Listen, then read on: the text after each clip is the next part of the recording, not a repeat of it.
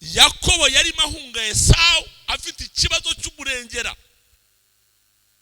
Ageze ahantu umuruho wamukuye ku mugoroba, agera ahantu atabizi, aricara. Yicaye ibitotsi biramukuba, arasinzira. Asinzira yarerekwa, akangutse atayibana yanjye we.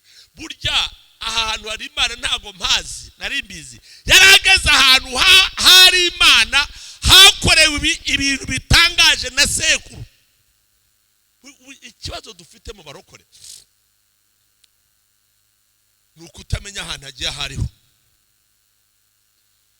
Nongere mbasabe ikireke tukihane nkuko twihanye ibindi byose. Cyo cyose ugiye mu nzu y'Imana ujye wambara kandi ureke imabaza cyane mwabikoza ahubwo mukabigukingenza. Mwakarabye mwamwisize mwashyizeho perfume utwenda tw'imbere twatumesha kari kanduye twagataye byabutuzi twabikuyemo bivuga ngo tugiye mu rusengero. Wagiye mu rusengero kwenda iki?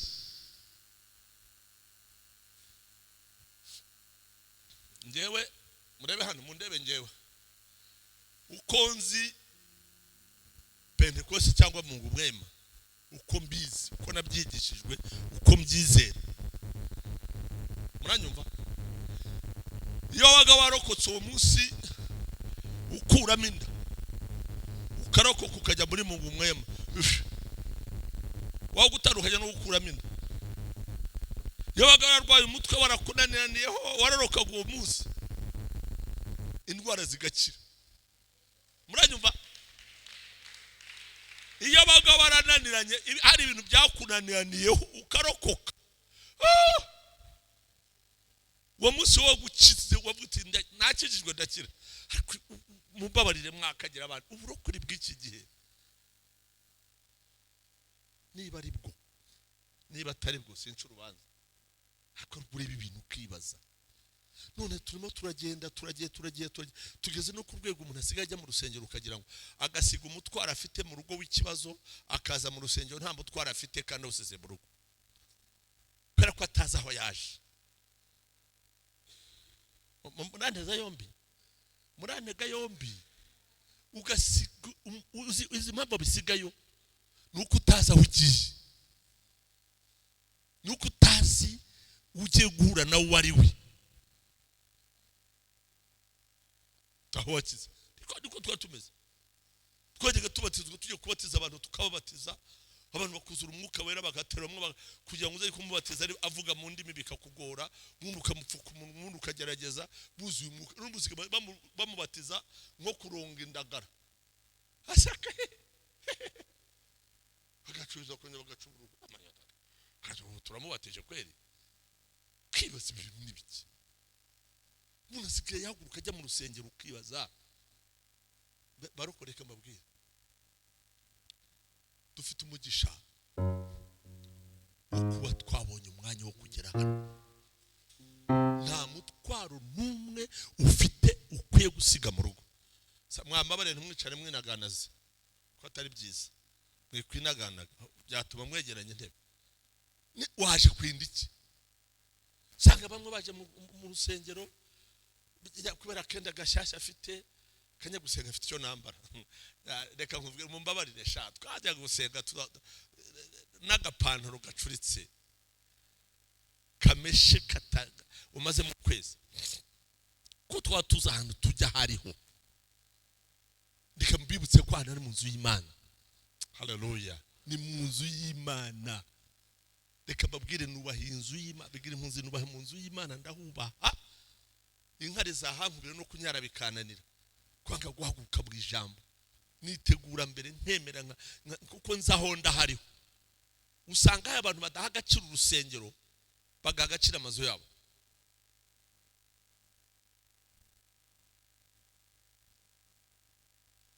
Manishimwe. Reka mbibiri banga mundebe hano. Ntabwo Imana wayitegurira cyangwa uyubakira utya wiha agaciro kangana gutya ushiremo amafaranga yawe ushiremo umwanya wawe ibure kuhaza. Ariyo wabitekerejeho neza ntibishoboka. Ndeka babwiye ntibishoboka. niba abantu bategurira abarangi bakabategura bwa buzu bwabo bakabwira abantu ngo nimukinjiranemo inkweto bagatanga ababwiriza ku buzu z'abarangi imizimi igakaraga abantu, utekereza ko Imana ariyo yumva nabi?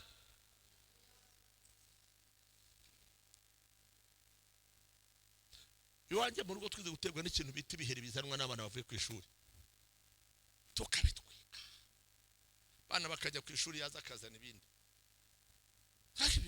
Sindi biva hehe? Buke turagiye dusanga bizanwa n'abana bavuye ku ishuri.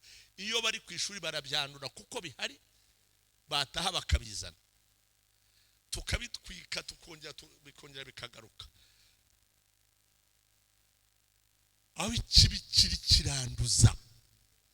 Ndababwire ngo Imana yacu yiteguriye ahantu iremera ikaba. Mbabare mbabwire niyo mpamvu rero Imana itagikiza indwara, imizimi itakigenda, ubumuga bwaciye ibintu, nuko abantu batazi ko baje mu nzu y'Imana. Niba waje aha, reka nkwibwira akantu gato, niba waje hindura imitekerereze uvuge ngo naje imbere y'Imana, naje guhura n'Imana, naje ngo Imana ihure n'ubuzima bwanjye, naje ngo Imana ihure n'umubiri wanjye, naje ngo Imana inkize indwara. Hejuru y'Imana nta mbaraga zindi zihari, niyo zaba iz'abarozi, niyo zaba iz'abanyabwenge, niyo zaba iz'abahanga. Imana yacu ni Imana iri hariya jyu, ni Imana iri mu rwego rwo hejuru. Wowe yizere gusa, urebe ko ibyo biri ku buzima bwawe, umutwaro wikoreye urakuvaho pe. Ahubwo twicwa no kutamenya aho twaje ni hehe, aho ndi ni hehe. Niba umuntu asambana afite ubusambanyi butoto, agatinyuka akaza mu rusengero akaza, umuntu uri musinzi arasinzira, ni imizimi gusinziza. Ufite uniro atwite, niba utwite ndakubabariye, ariko umuntu usinzira uti mu rusengero.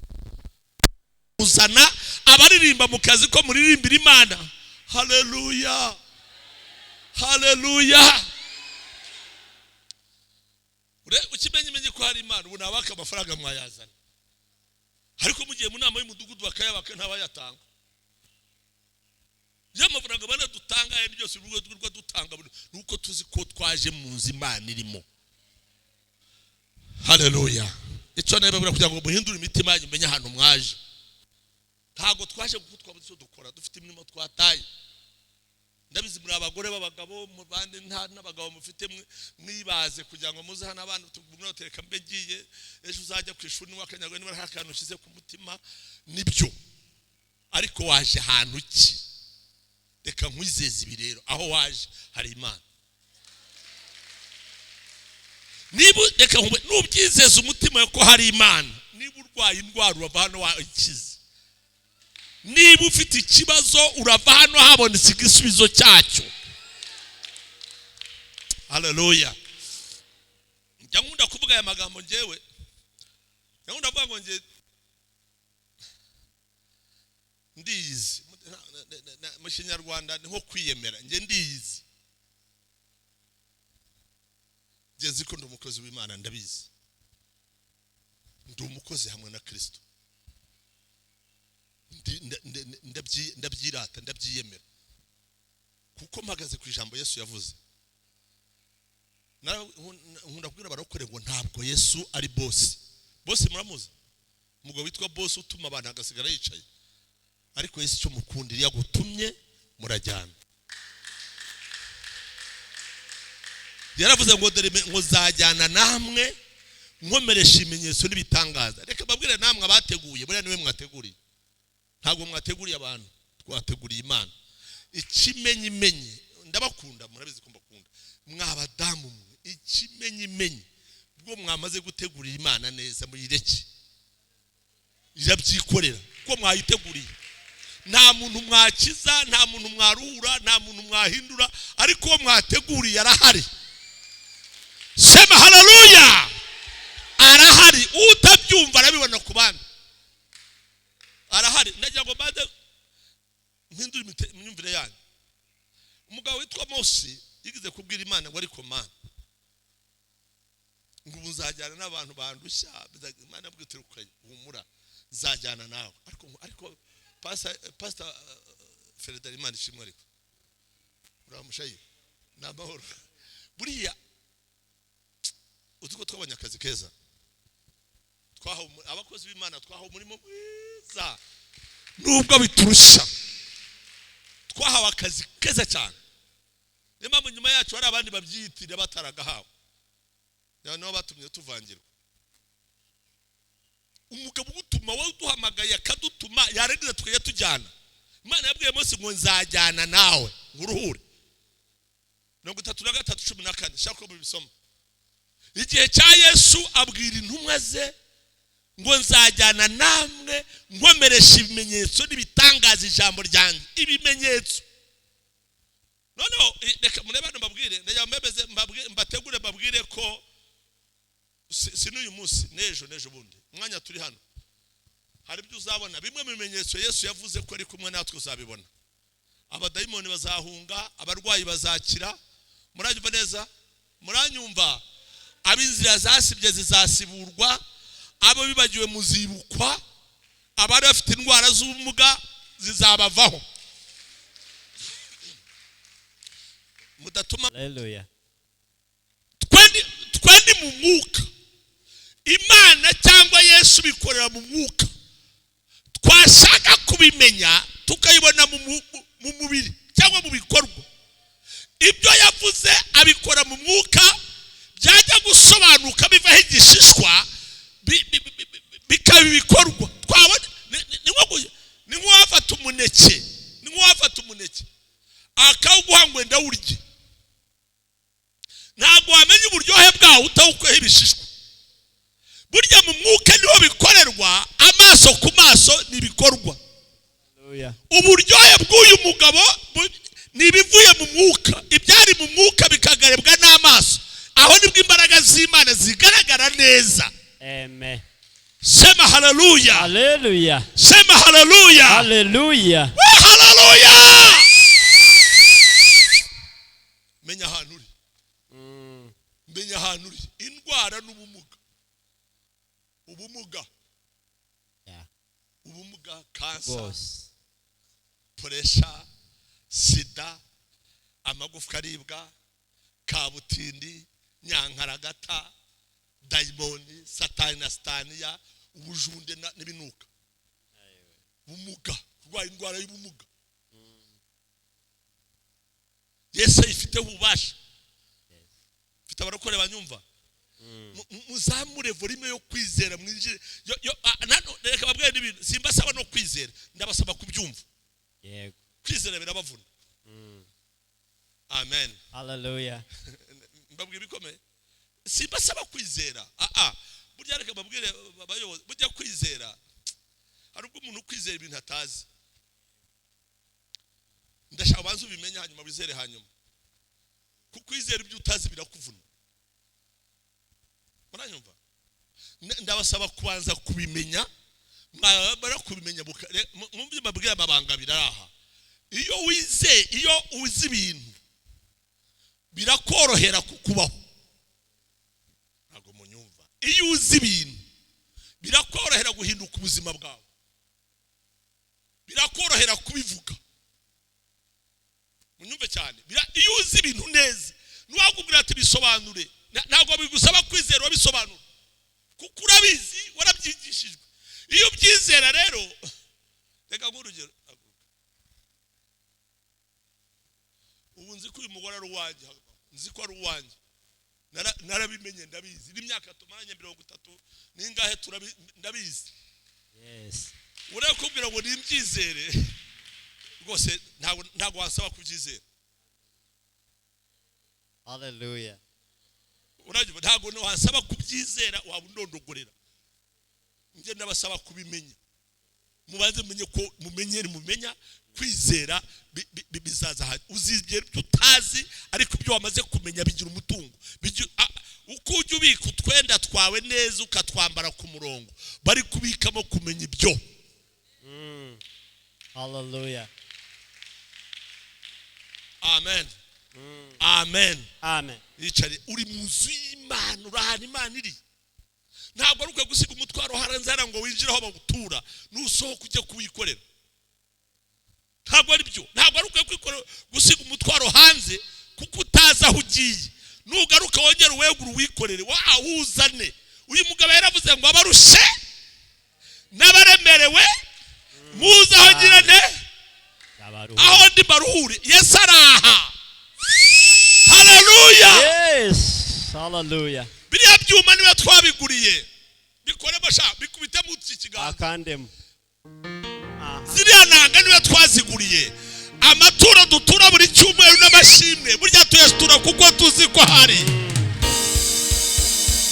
Haleluya barokore. Niyo mpamvu yuguza agatuti nkako kakazana mu rusengero ukazanya ahantu Imana igidite iri ikaguha umugisha kuko ihari. Barokore dora dupfusha ibintu byacu gusa ugakora ikintu ukagishyira mu rusengero utazi ko Imana ihari ukaruhukira ugasigaraho. Ukwiye kujya gukora ikintu ukagera mu rusengero kuko uzi ko Imana ihari. Tutabanyumva turakubona. Amen. Amen. Amen. Amen. Samuzamure volume. Amen. Imana irahari. Reka nkora ibi bintu uzi ko Imana ihari zamumugisha. Uzi ko Imana iri hano, uzi ko Imana iri aha izamumugisha, izabana nanjye. Iyo ukoze ibintu utazi ko Imana ihari unapondeza mutayi wako ubuti igihe cyawe. Mwamashi umwami wacu bw'abakozi Imana binshi. Hallelujah. Hallelujah. Hallelujah. Mutange amashi neza. Karibu karibu.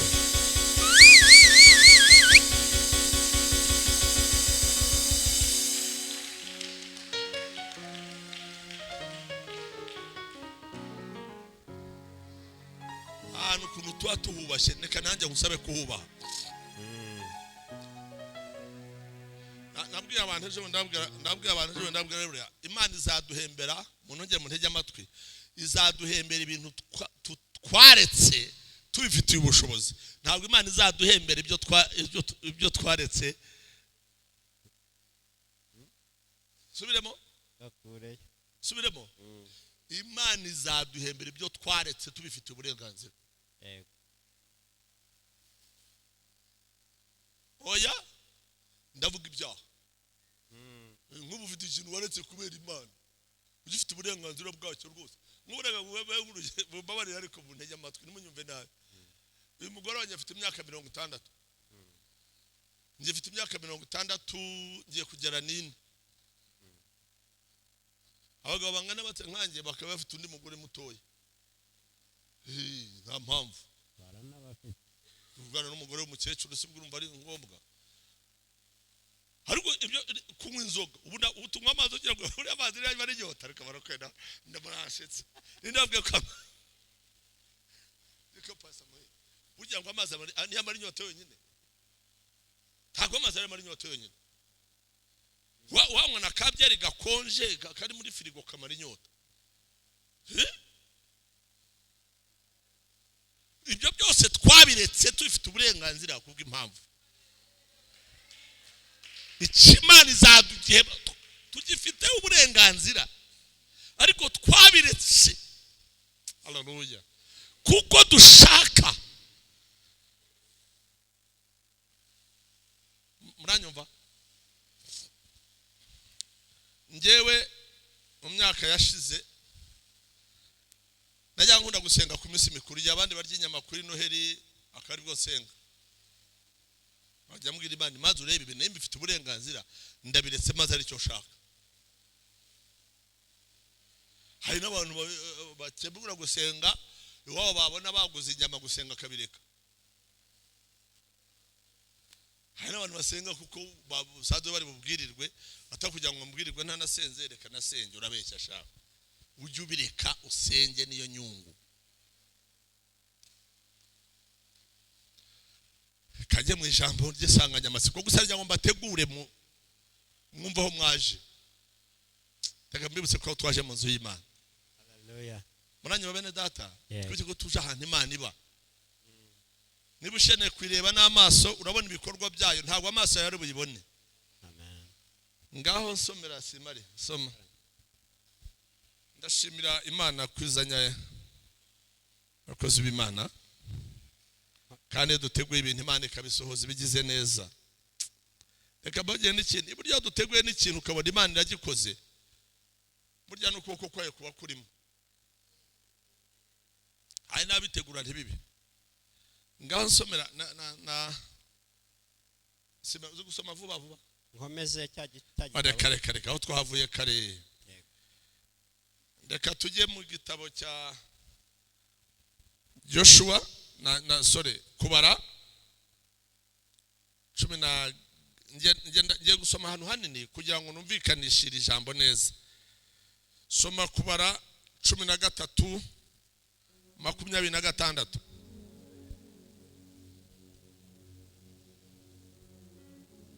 soma hera 22 kugira ngo tugende neza. Kubara 13:22 umurongo wa 22 22 haravuze ngo barazamuka banyura Negebu bagera i Heburoni.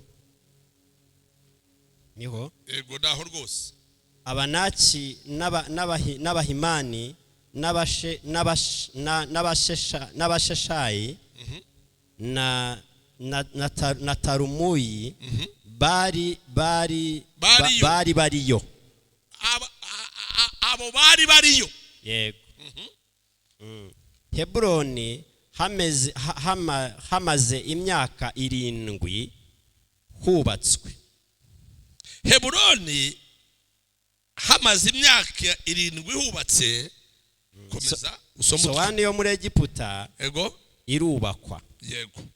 Begera mu gikombe cya Eshkoli. Begera mu gikombe cya Eshkoli batemayo ishami ririho iseri rimwe ry'inzabibu.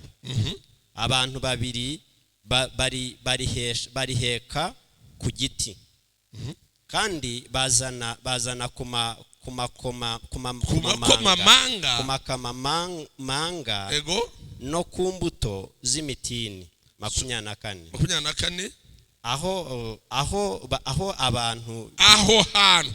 aho hantu hitirirwa igikombe cya Eshkoli. Reka nkwakire inshuti yanjye. Aho hantu hitwa igikombe cya Eshkoloni. Iryo seri abisirayeli batemyeyo bamaze gutata igihugu baragaruka hashize iminsi 40 basohoye basanga Mose na Aroni n'iteraniro ryose y'Isirayeli ryose Kadesh mu butayu bwa Parani bababwirana n'iteraniro ryose ibyo babonye bahera ko babereka za mbuto z'igihugu. Babatekerereza Mose bati twageze mu gihugu tutatamo n'ukuri koko n'icyamata n'ubuki ngizi imbuto zacyo. Noneho 14:6 yagira undi usomera 14:6 yego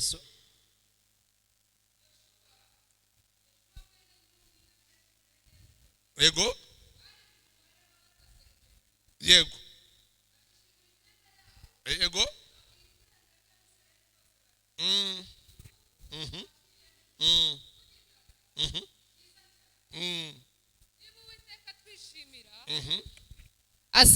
azatujyana muri icyo gihugu. Subiramo umurongo. Niba Uwiteka twishimira yego azatujyana muri icyo gihugu akiduhe kandi ari igihugu cy'amata n'ubuki. Yego. Icyakora nimugomera Uwiteka kandi nimutinye bene icyo gihugu. Rekeraho.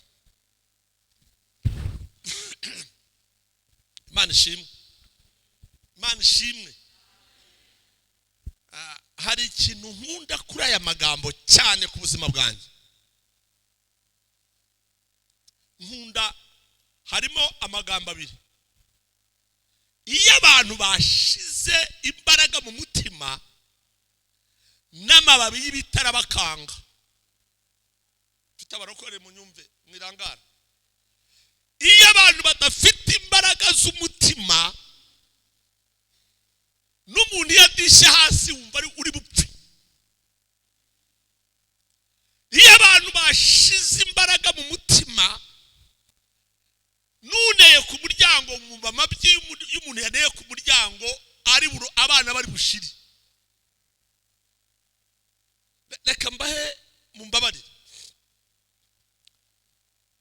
ntabwo nanga ubuhanuzi, ndabukunda pe, n'abavuga butumwa ndabakunda, ariko hari ibintu ntarimo kumva muri iki gihe. Abahanuzi barimo kuruta abavuga butumwa. N'uhanura ubwe barahanura amarozi. Si makana ko amarozi atabaho. Urihanura ukibaza ubuhanuzi budahuye na Bibiliya. Nta kindi, sinshaka kugira abantu n'urutoki, nta kindi cy'ibintu n'imbaraga nke zo mu mutima abantu baterwa ubwoba n'agati kaguye mu nzira. Bamaze kubona baragenda bagiye gutata igihugu, bagarutse baza babara inkuru y'incamugongo, bavuga ati rwose ntabwo tuzatekereza Imana n'ibivuze, niyo yadusezeranije, ariko kubura imbaraga zo mu mutima batangiye kubara inkuru z'incamugongo. Iyo umuntu yashize mu imbaraga zo mu mutima, inkuru z'incamugongo ziramworohera kuko atasaba umwuka wera, nta zindi imbaraga zisaba.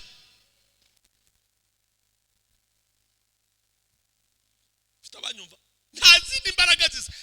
Yo gushira mu imbaraga ntibigusaba izindi imbaraga, ubariza ubonye kuko nta force iri inyuma yabyo, nta mbaraga zibisunika.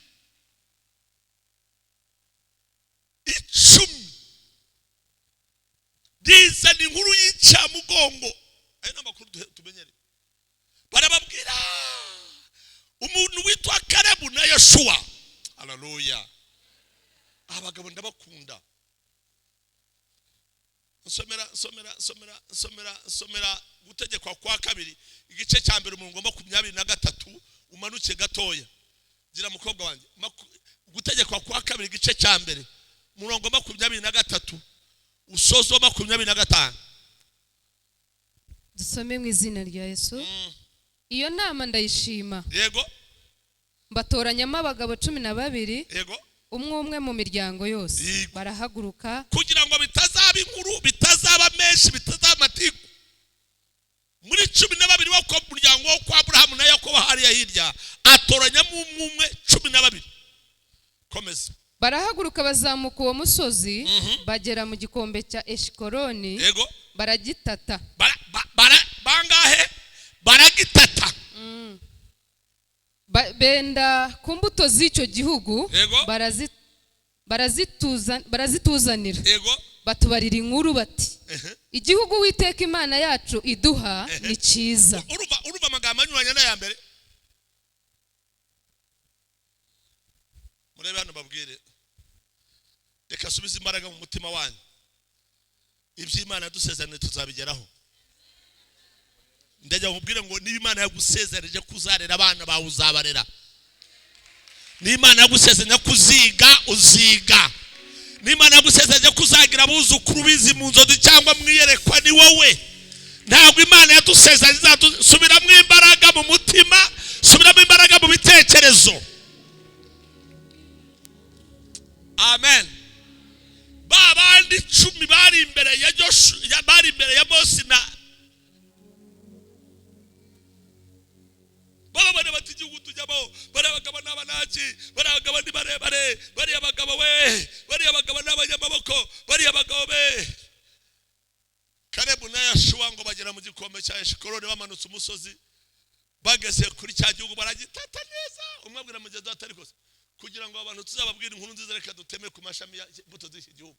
Izi mbuto nta mamba barenda yo mbwiriza ndakubagana, banumva nabashyiramo imigeri. Habuja ngo tuzemeza abantu neza, reka tuwe tugitata. Barakize gutata abana bishiye n'umuzi no gutata. Kera umuntu yatatiraga nk'ubwatsi ugatata hashyushye ugatata ubwo zari, baragitata neza. Bamaze kubona neza bagihamije bati kugira ngo tuzabemeze ko igihugu tujyamo ari cyiza kandi kiryoshye. Izi mbuto nta wundi Uwiteka yazisezeranije, ni twebwe. Wamera Imana amashini munyumva atari nyuma ye. Imana yazise dere zigiye kugwa hazumye, zigiye kugwa hazibore, zigiye kuvaho zihunguke kandi ari zacu. None reka dutebe igiti kimwe gifite imbuto tukikorera. Bagera bashaka inkuru y'abadafite imbaraga z'umutima yangije umudugudu. Bariko bati ni muceceke. Reka nk'umurongo hano uryohera muri cya gitabo twasomye aho twaje kuri 26 muri 13 mu kubara 26.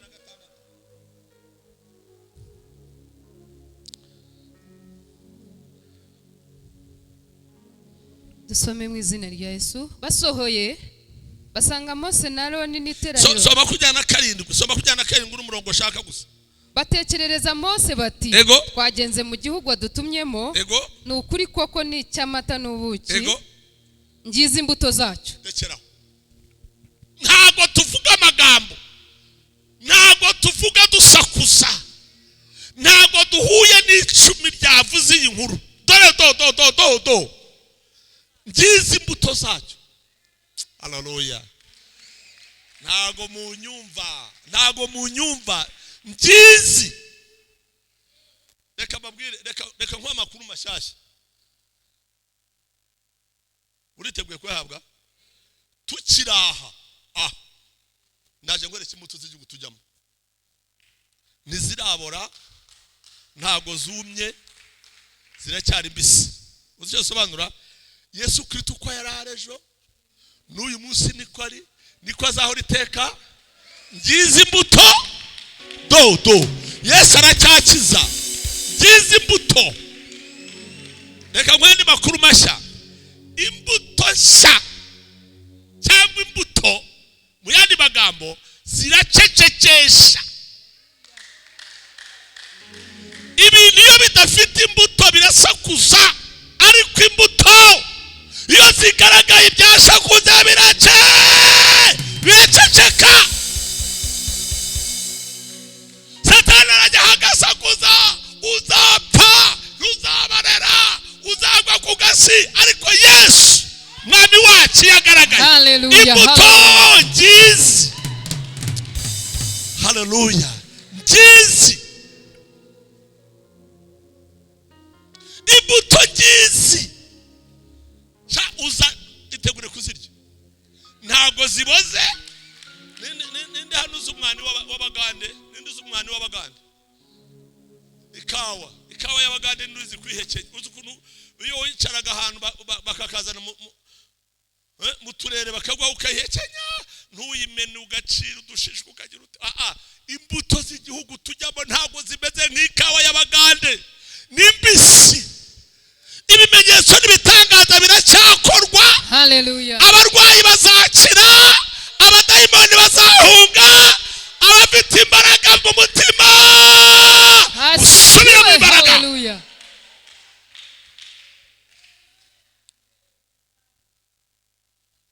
Icumi barasakuza, babiri bade. Ngizi. Ngize sobanura ibintu nka bitatu cyangwa bine. Cyambere aho zivuye ni hafi. Kabiri ntago zumye. Gatatu ziracyatamata. Dere ni hirya. Reka nkuha makuru mashya. Iyo tujya ni hirya. Iwacu ntabwo ari kwesubira mu imbaraga. Iyo dusezanije niyo kwizerwa. Amen. Haleluya. Haleluya. Hari umurokore inyuma ngo mpera Imana amashyi. Aho tujya ni hirya. Iyo dusezeranije niyo kwizerwa, ntabwo iri kure. Ni wowe uri kure, ntabwo Imana iri kure. Ni wowe unanirwa, ntabwo Imana inanirwa. Igihugu tujyamo tugiye gutangira kurya imbuto zabyo. Turi hano. Igihugu tujyamo tugiye gufata imbuto zacyo tukiri hano. Ariko mbwira abantu mwumva niba ari njye wakwicaraga bakarya babibwira.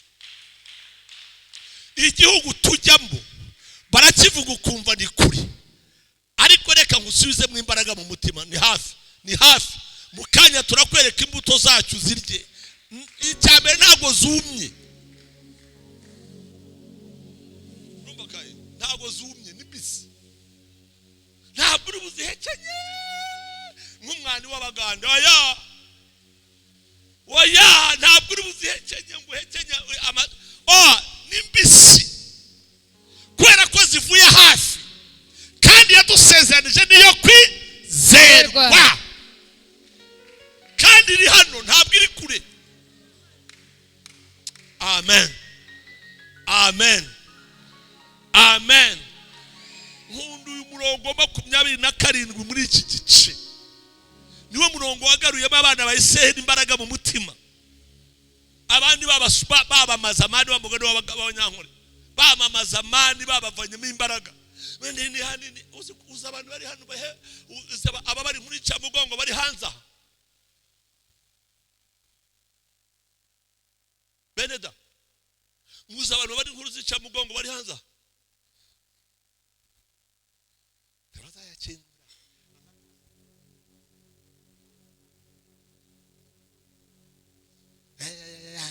bora nabi nkuru z'Icyamugongo ariko reka twihere imbuto mbisubirire iyadusezeranije niyo kwizerwa iyavuganye nawe cyagiye nyabuna kubwira abantu ibintu nkabwira ko iyavuganye nawe cyagihe abanyankwe bakunda kuvuga ngo nubanganisa urashidikanya urabyizera ubizi neza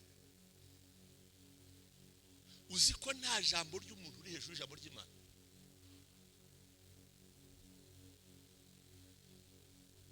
Tutabarokore banyumva cyangwa nabandeba mujye kure mu mwuka mutuma njya gusesengura ibyo bitari ngombwa. Uzi ko nta mbaraga na zimwe ziri hejuru imbaraga z'ijambo ry'Imana. Waramenye Imana ka icara utuze uraza kwirira imbuto z'igihugu cyawe. Akaza nijoro akabanje gatakanya ku muryango karadasezire ngo baneye ku muryango ubwo bana banje barashize ngo mugiye umwanda umutima wagudutse warekanye. Mfite abanyumva umwanda niba yari imineke akarya n'amandazi akanya ku muryango ibyo biguca intege uburi imbaraga zo mu mutima ngo baneye ku muryango. Ubwo ufite imbaraga zo mu mutima kweli ngo nawe n'umuhanuzi mu nzira ngo arampanurira wewe reka nkubwire mudebe hano babwire ntago uwo mwaka nkwibuka kereka mfite umwanya nkatekereza mu myaka yashize nko mu myaka nk'5 cyangwa 6 narwaye umwijima igihe muzigiye bari bamaze gukingira yango bari batarakingira ngira ni nkaho hagataho narwaye umwijima ndawugwara ndawubuze nzi ko ufata ari ibimenyetso byabo ndabuze neza ndawurwara njya hasi. Abantu bararota barerekwa n'abana banje havamo bamwe barerekwa babona bitete amahema babona aho bampambye babona amasanduka abantu baramtelefona barambwira n'abanyakigali n'abakristo mu minivamu abantu barambwira nanjye nakwikana nkumva ndarwaye gusa ndindwaye rwose neza ntakibasha guhindukira umwijima waruzuhinda aho kugira ngo mpindukire ku buriri nkabyuka nkabana guhindukira nkicara nkabana guhindukira ndasenga. Uranyumva ndasenga ndiriza mu ntege nke ndasenga boye kwiriza ndabireka ndojya ndasenga nkora icyo bita gusenga. Ndibuka ijoro rimwe ntazi umunsi ijoro rimwe umugabo witwa Yesu w'i Nazareti araza aransanga. Ibyo nta nkuru z'abandi ningi afata ukoko arambyuza azana umukecuru twanyira akabanwa nyina wa Rutayisenda Rutabingwa ryabega arambwira turamuzi ndamuzi. Azana umusaza utakarinda se wa Martine na abahagarika umwe ibumoso bwaje uri iburyo bwanjye arambwira ati abantu urabazi ndabazi rwose. Agiye kunya kuvuga ndamutanga nkubabaye ndabwira ko nyakubaho pe urandetse ndapfuye umpagarikanyije n'abapfuye so ngo nanjye ndapfuye. Agira cyarambwira ati ariko buretse humura. Uyu yapfa afite imyaka ingahe? Nabwo ntiyapfa afite imyaka 110. Uyu nabwo n'abarengeje nk'ijana. Baranyubahaga intoya. Kukunyubaha kandi washatse mu maso hanjye ndagucishije.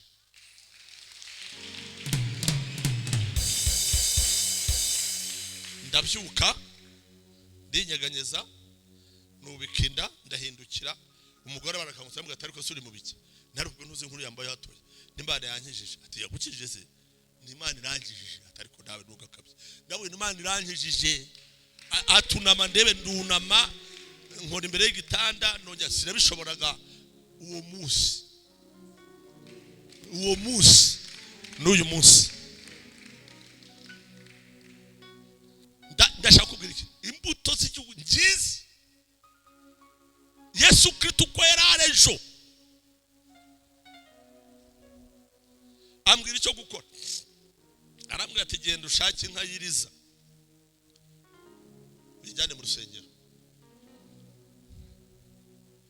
Mbibwira umugore wanjye ntarushye ndayifata mpamagara Mutijima nti mwakire tu ati se ni yiki nushaka kwibage nushaka kwigurisha ibyo ushaka kuzakora ibyo akicyonzi nuko Yesu yankijije ati se biti ndikomeza ibyo ntibindora cyashatse kwabwira niki nibindi ashaka kwinjiramo. Bene data bantu bari hano Yesu Kristo ko yararejo muvaneho ubudini bwanyu n'intege nke zanyu n'ubuhanuzi bw'ibinyoma no gucika intege mu mutima. Mwongere mugire imbaraga, abagore mwongere muhaguruke, abagabo mwongere muhaguruke, mwe kugira imbaraga zo mu mutima. Nta cyamagambo n'urugambo bizagutwara. Abana bawe uzabarera, uzabashingira, amaso yawe azabona abuzukuru. Intege nke zo mu mutima ntacyo. Gira imbaraga zo mu mutima. Yesu Kristo ko yararejo. Dufite ingorane muri iki gihe. Dufite 10 ry'incamugongo nyinshi. 10 ry'incamugongo. Dufite 10 ry'incamugongo ririmo n'abatarageze mu rusengero. 10 ry'incamugongo ntibagaze no mu rusengero bagafatanya n'abarugezemo. Dufite 10 ritagiye mu rusengero, dufite n'10 ryagiyemo. Batubwira ntibishoboka, ntabwo ushaka kubyinjiramo, ntibishoboka, ntibizongera.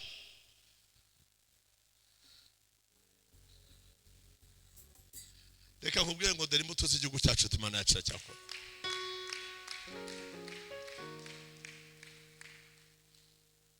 Imbuto zazanywe n'abagabo babiri gusa zacecekesheje imvugo y'10. 10 riraceceka. Imbuto zazanywe n'abagabo babiri ziravuga. Reka babwire bene data, imbuto zivuga kurusha.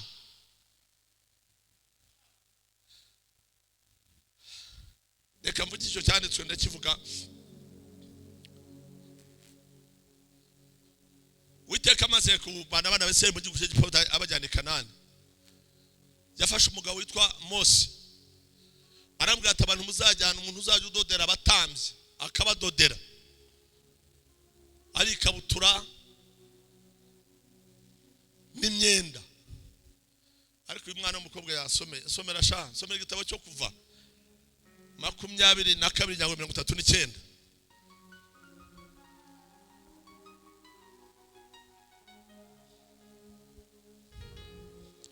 Kuva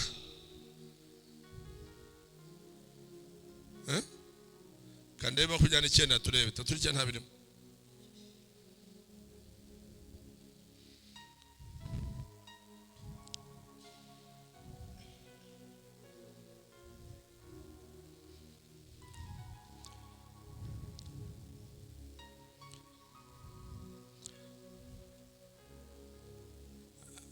Kuri gusoma reka ndaza kuri guha barije.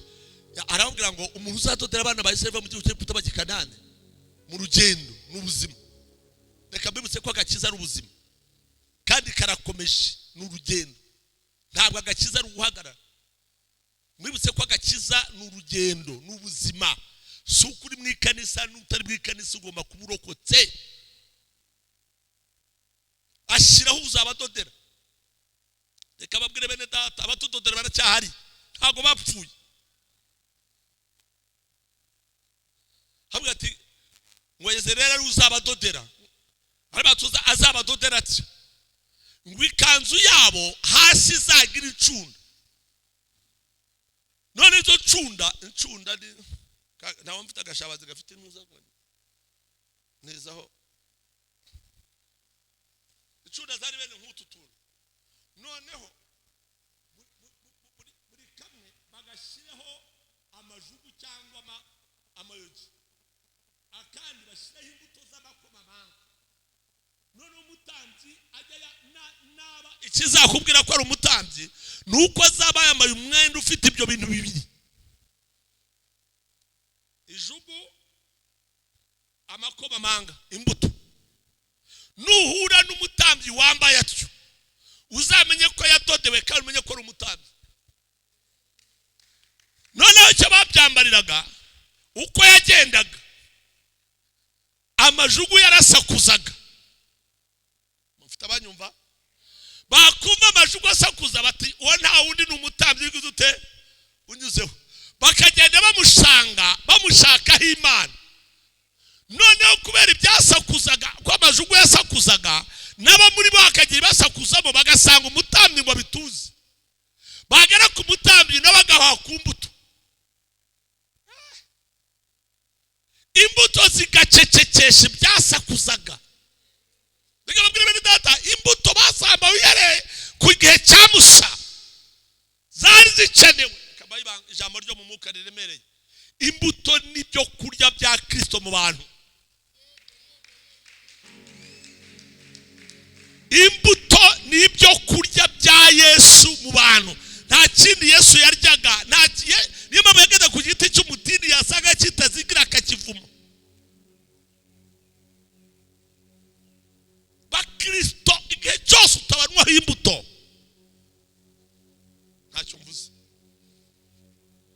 ntacyo mvuze igihe cyose utabanwaho ibyo kurya ntacyo mvuze alo ufite abanyumva warivanyeyo nawe igihe cyose umuntu akubonye akakwitirira Kristo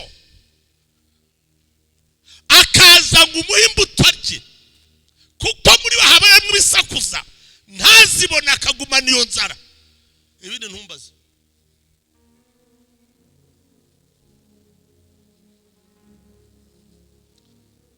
ufite umwuka wera haleluya ufite abanyumvise nanze kubwiriza nayo mutego ndavuma abantu muranyumva mama ajyaga atubwira gatatu icyo mvuze ninde ukaryumvira mu kinyarwanda icyo mvuze muraryumvise igiti cyose kitabaga gifite imbuto kandi ushonje azishaka yarakivumaga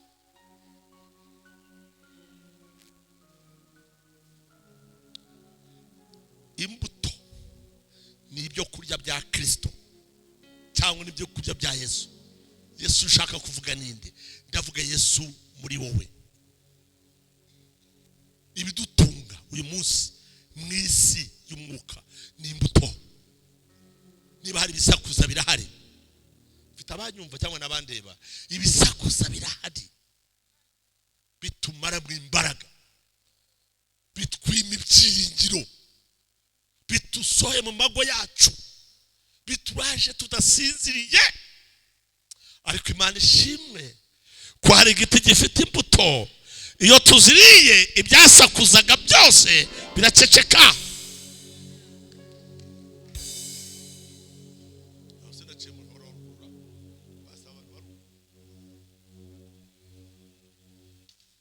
ninde wumva arenda ugeregeje kunyumva ibyo mvuga nabwirije ndasa n'uwaciye imigani ibyo mvuga murimo muranyumva bene data bakundwa niba hari ibintu byuzuye hanze nibisakuza cyo duhura byo mu buhanga abo duhura nabo mu nzira abaguhanura utabatumye abaguca intege abagusubiza inyuma abakubwira ko utaraye ariko reka mbabwire hari igiti dusoramaho imbuto tukabaho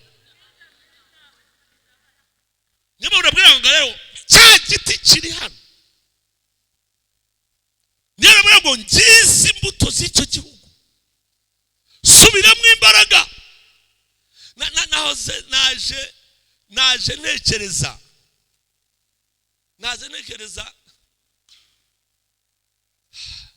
ntekereza ku buzima bw'urugo rushonje n'urugo rufite ibyo kurya.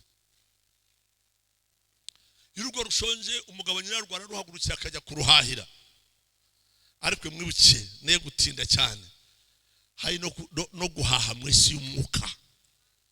Twaje guhaha, twaje gusaka, twaje guhaha. Kababwire bene dati aho ryose ritari ryiza ntabwo ritanga ry'igiciro. Twaje guhahira isi y'umwuka, twaje guhahira isi, twaje guhaha ngo twubake amago yacu, twaje guhaha ngo tubeho, twaje guhaha ngo tuzarere abana bacu, twaje guhaha ngo abana bacu tuzabaheke, twaje guhaha ngo tuzaheke abuzukuru, twaje guhaha ngo tugwize imbaraga mu mutima. Ko kujya kudaterwa ubwoba n'udishe hasi n'uhanuye hanura nemera ubuhanuzi ariko hari ubwo ntemera, numva nabi ku buhanuzi kugira ngo ujye kumpanura mbyumve ndaceceka.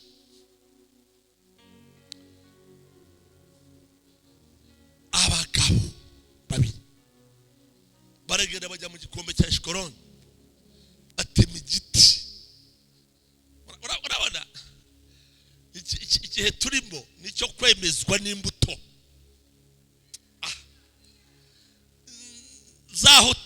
imbuto zaho tuva, zaho tujya, zibyo twizera. Hagira umurokore unyumva mbabarira nyumve neza, tuguhe imbuto uzirye ugira ibyiringiro mu mutima, ugwize imbaraga. Imbuto dutema igiti turakikorera. Mago gatebe Kareba abwira Joshua ati sha iyi nkuru tuyivugishije akanwa ntabwo yagira uruma. Kareba tuyivugishije akanwa ntabwo yakumvikana kubera ko urabona ni uzi ko ari inkuru y'incamugongo yo mu mutima.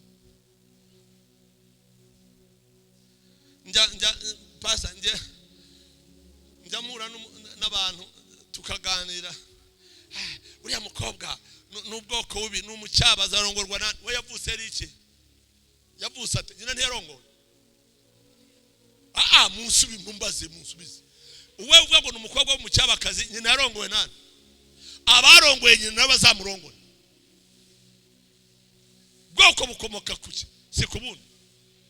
Ariko mukajyaho ngo tubwoko turabacyaba, undi ngo ndi umushingwe, undi ngo ni umwungura uri bitindi gasanura kuruye. Abo bavuye he? Nibabyaye kobwe bakabyara hungu, nawe uzababyaye. Niba hari umuhungu yihararutse akarongora uwo mwungura, nawe uyawe yihararuke ko batanasega nkawo usenga uri iki. Ariko ndabwira abarokore cyangwa ndabwira abatari kutushira mu imbaraga rukwere. Urabona warongo wese n'uwize ariko bampa abarokore wabampa nkabajyana ku Kagera kabura mbigishiriza mutanywa amazi mutanakaraba.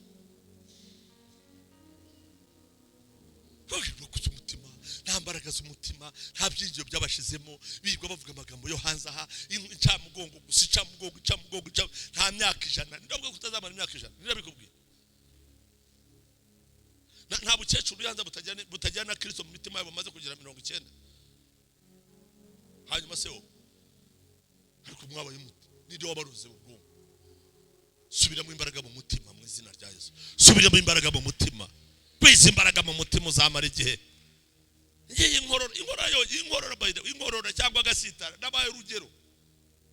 Kera madamu nibabyibuka hano twe dutuira bushogo umuntu yaragiye abanje ingata nini ingata murayizi. Harimo abantu ingata urayizi hari n'abana batazi ingata batakimenya ingata bikoreza ingata mureze mwe bana abanye ingata niwe umugabo yaragiye akarya amadegede akarya n'ibihaza n'ibintu byose byoroshya mu nda ingata arayibanga arayicara inyuma y'urugi rw'iwanjye arahakora ariko umwana wa mbere wabyutse yagiye gukingura ati mama rero biracize nabyutse riruka hangira ngo nintari muriye nsanga abana bananiwe kubyuka kujya hanze kubera ayo mahana ari imbere y'umuryango ingata ndavuga ubu ingata n'aya mazerano kibyinkuye umuti ndabwira yewe ngibyo bitanteye umwaho shaka igitiyo mbihera hasi ndavuga yewe uko wayazanya aha azakugarukire unakaterwa ubwoba n'uwitubye imbere y'umuryango n'umwanda yashyizeho intege se kubura imbaraga z'umutima umuntu ufite Yesu mukijya amadirishyo umuganda dusakuriza cyane cyamubwira abayiregetse ukonzi nuko nizera murebe hano ukonzi Mungu mwema cyangwa itoro rya Pentecote uko ndizi yego iyo wakiraga Yesu nk'umwami n'umukiza ukuramo inda uwo munsi pyo iyo warwaraga umutwe udakira uwo munsi umutwe warakira burundu iyo utagiraga amashereke kuri umugore warabyibura uwo munsi amashereke yarazaga pe ibyo nibyo nzi kandi ntabwo byigize bihinduka subiramo imbaraga Yesu Kristo uko yararesho n'uyu munsi niko reka babwire ikintu nizera ngewe nuko ntawe nciri rubanza mu mbabare iyo mbonye umuntu umurokore nyemera ko ari umurokore ukamera ngo ndi umurokore ukuramo inda buri munsi ndabwira ngo ntabwo yaroka asubiramo ndakwera kukubwira sinabe kubwira bwitanda ndakwera kukubwira ntabwo urarokoka asubiramo Bibiliya ivuga ngo nituma dutwita turikuremo Bibiliya ivuga ngo niba bari byo twakiraniwe ikadukiza indwara hanyuma njye ko nizera ndagira ngo mwizere Imana mugarukire imbaraga zo mu mutima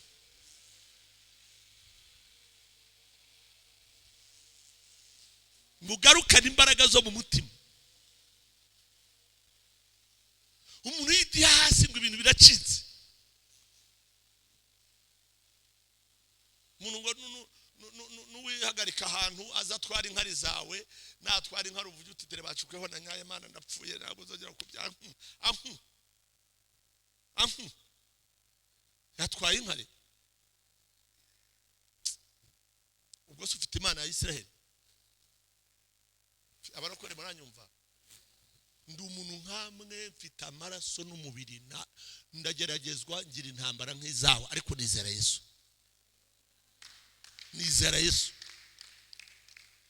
ntabwo wanteza ubwoba bw'ikintu ngo biza oya bikore ndabizi simpaka n'umuroza naroga uroge wenda uzane na nyoko na nyogokuru wawe na sobukwe mufatanye mu roge ariko Imana yacu barusha imbaraga muteranya n'abasinga mwese mugashiraho n'abashambo n'abungura bishwa banyu Imana barusha imbaraga subiremo imbaraga mu mutima Imana irusha imbaraga abantu Imana irusha imbaraga abanyabwenge Imana irusha imbaraga abahanga igira imbaraga mu mutima Imana izagwa ibyo yagusezeranije witerwa ubwoba n'abadishe hasi witerwa ubwoba n'amagambo y'abantu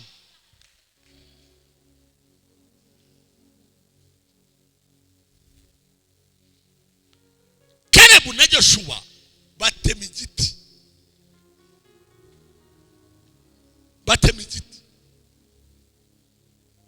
avuga ati ntabwo tujya kuvuga amagambo masa reka tujyane imbuto reka babwire bene data munyumve neza kandi munyakire ibyo mbabwira tukira aha musheke uzava bibonye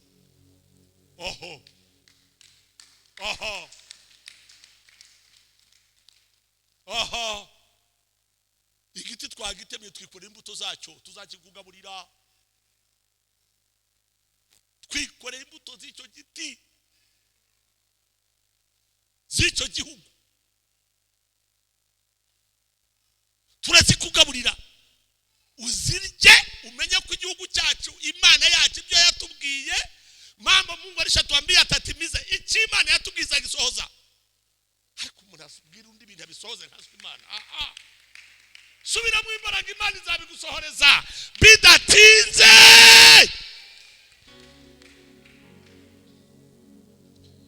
witonde ko nabo shaka guhana ndashaka igihe mukakayo Imana ikurinde uranyumva mwana wanjye nabandi bumvireho kugira ngo ibyo yagusezeranije ari byikurindira Imana itaza mwemuretse ko Imana ntikurindire amagambo wabwiye umwana w'umugabo wawe ko ari imbwa Imana ikakurida kugira ngo uzamwereke izamukoreke wabaye umugabo uzikubana kukurinda ishaka kwereka ibyo abandi bavuze ariko abagore muranyumva cyangwa murareba harya musarabera uranyumva umugabo afite umwana yabyaye kanivugire none nkubuka ufite umwana uriya mugabo wawe waramubwiye ariko kante ntacyo uzimarira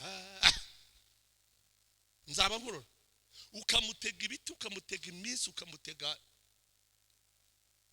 amabuye Imana ikakurinda wowe musanabera uzi ko Imana ikurinda ibyo yagusezerera kuri bakobwa bawe Imana ikurindiye kante ngo wavuzeho bya magambo wowe ukibwira ngo ikurindiye ibyawe none ukugira ngo izakwereke ibyo wavuze ko bidashoboka byashobotse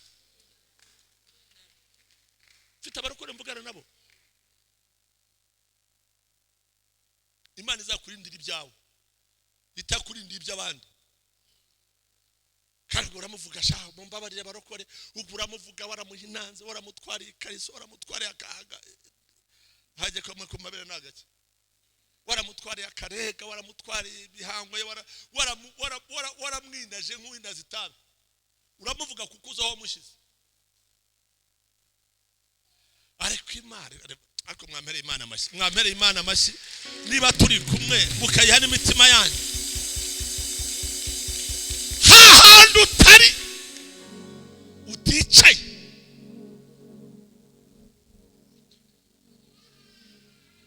wajya kubona ukumva umwana aravuga ati mami agatinyuka abana baratinyuka aracyaguha icyubahiro nubwo umuhindura icyo akubwira ati mfite ubukwe watekereza aho wamushize yakubwira ko afite ubukwe imbere y'abawe wowe ukibwira ko Imana yakurindiye kugira ngo uzakwereke ibirori by'abana bawe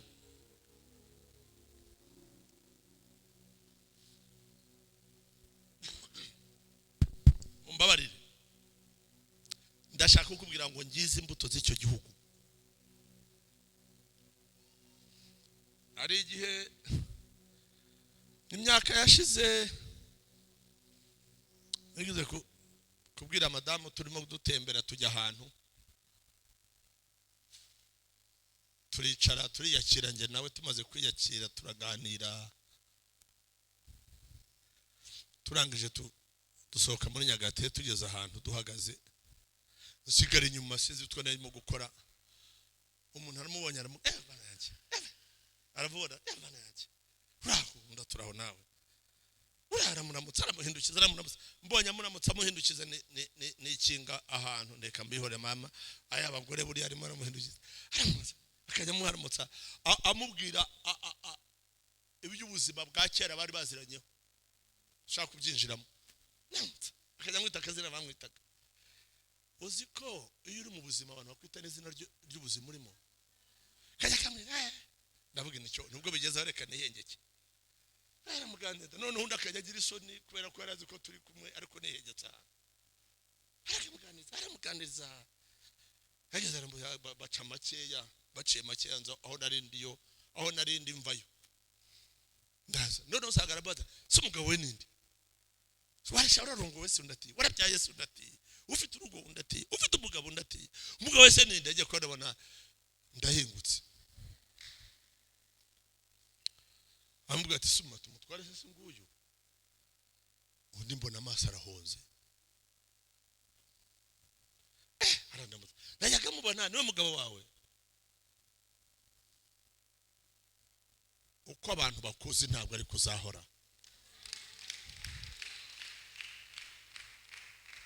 tababwire niyo waba uri mu bikomeye niyo waba uri reka mbabwire niyo waba uri rukabura uguhoza ukarira amareka kujya mu matwi Imana yacu ibyo yagusezeranije ntibikurwaho n'amarira ntago amarira kuraho isezerano Imana yagusezeranije n'umubabaro n'ukwera iryo sezerano ariko mfite abanyumva subira mu imbaraga aho yaraye urize akakujya mu matwi ntabwo ariyo herezo nyuma y'ayo marira mu matwi hari ibitwenge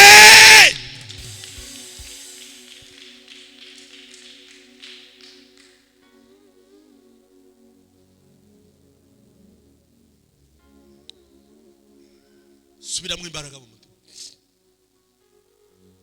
aho wari uri siho naho ugenda ntabwo ariryo herezo munyumve bene data niba Imana yaravuganye nawe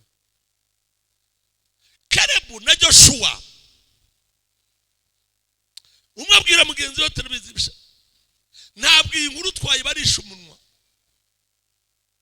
ndatugende arabwo reka duteme igiti muranyumva mundebe hano ego Yesu wambye bwa kabiri abwo ati duteme igiti cyiza imbuto iyo usomye iki gitabo ubona ukuntu bazamutse umusozi bakamanuka undi bakajya mu gikombe ayiwe amen amen kumanuka umusozi no kujya mu gikombe no kuzamuka undi musozi ntago bizakubuza kurya imbuto zawe mufite abanyumva ntago bizakubuza kurya imbuto zawe kuzamuka umusozi ukamanuka ukazamuka undi urareba ugasanga ibyo ntabwo bizakubuza kurya imbuto zawe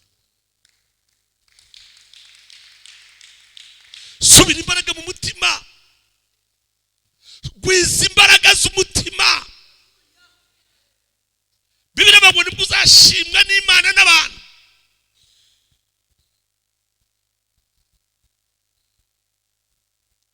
baragitema barakikorera bazamuka umusozi none bazamutse umusozi bafite imbaraga kuko bari bafite abo bari basize inkuru hejuru zisakuza baje basanga barasakuza biracika urumwe 26 mukongera usomera 26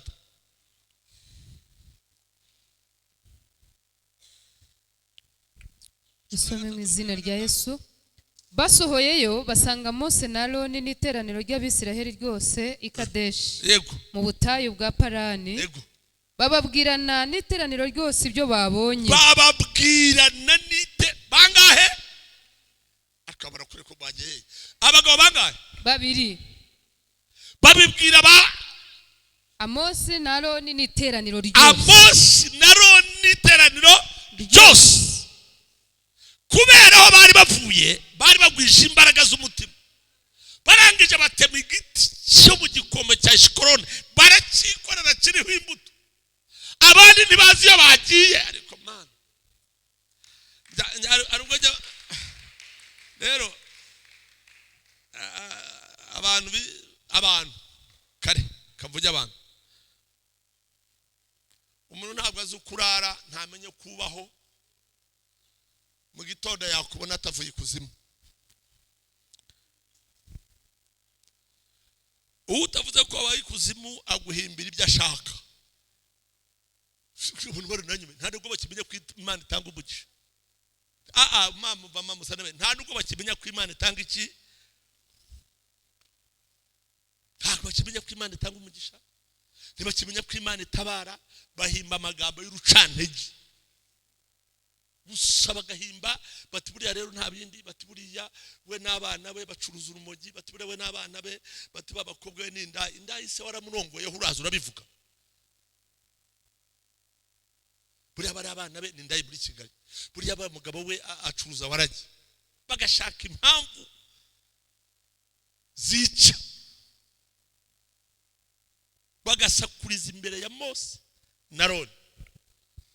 Ndetse umuntu azarara asenga, arare ku musozi, arara ashaka Imana, urare muri buragite no mashuka yawe, mu gitondo Imana nimuha umugisha ikamugomora mu ijuru, uri gutikura yigishije abana bate, ariko barayigisha abana bate? Ibyo ntibikureba.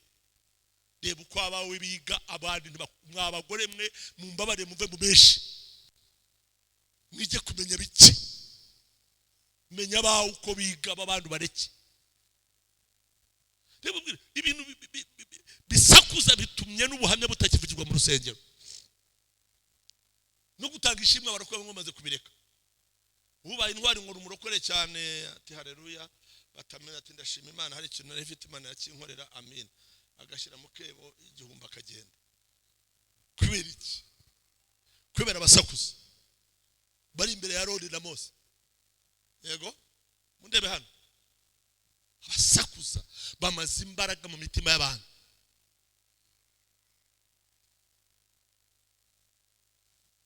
Abasakuza, umuntu arara ku musozi asenga, ukaraba mu mashuka no mu burangiti, wava mukabyuka usakuza, umugabo akakubwira ibyo yavanye imbere y'Imana, umugore akakubwira ibyo Imana yavuganye nawe, waho kugira ngo musapoti umujyi inyuma mufatanye, ukamukurira umukenyero cyangwa igikoyo ukamutikura hasi. Reka mbibutse mbabwirire bene data, abasakuza bigutera ubwo bashyira imbaraga mu mutima, bigutera ubwo bikugabanya imbaraga. Buraraga babwire ibangarira abantu bazi umwuka wera, abantu baba mu mwuka nibo bantu uzarebe, ushaka gusenga ukajya mu ndi muti barashagara ukabisubiramo nkuko banya babikora. Waragize umuntu yakwigana nongeye kuzura umwuka wera, kukwigana gusa, kukwigana gusa, kukwigana byonyine batari kuze murebwa irasenga yagaje aba mu myuka yaratonani, ntabwo wongera kuzura umwuka uri kumwe n'abandi. Abo nabasakuza bacindege mu mutima.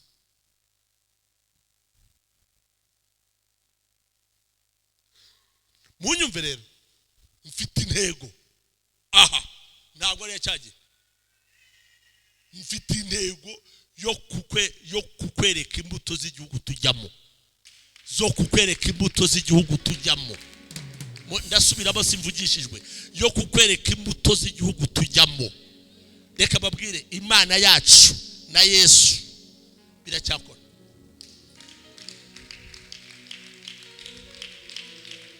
Imana imbabarire kurinde, ntuzaburaha ejo, uyu munsi, ejo bundi tuzarakwereka imbuto zacyaye. Twamanutse umusozi turawuzamuka, dutema igiti cya Eshikoroni kiriho imbuto, turashaka kuzikugaburira utarwaye ukire, umunyantege asubira mu imbaraga, ugwize imbaraga mu mutima, umenye ko Imana iriho. Yesu Kristo uko yari ejo n'uyu munsi niko ari. Ndavuga ngo babyaraga mukuyemo inda ntakongera gukuramo inda, aba babagaga ntakongera kukubaga. Mwana pfuka mubyare mu izina rya Yesu. Bajye babaga inkoko, babaga ihene. Uri inkoko cyangwa uri ihene? Uri ingasi? Tegeko ry'Imana rigomba gusoza inshingano ujyaje ku buzima bwawe. Bibiliya ngo nituma batwita izatuma babyara. Irabeshya. Bibiliya ngo Imana iri inyuma y'ijambo ryayo kugira ngo ugire ite, irarisohoza kuba rivuga n'abaryizeye n'abaryakiriye. Bibiliya ngo guhotora izuru kuvusha amaraso, gucunda amata kukazana amavuta. Ikintu cyose gisohozwa n'icyo ukoze. Iyo twizera n'Imana ishobora byose, irisohoza ijambo yavuze.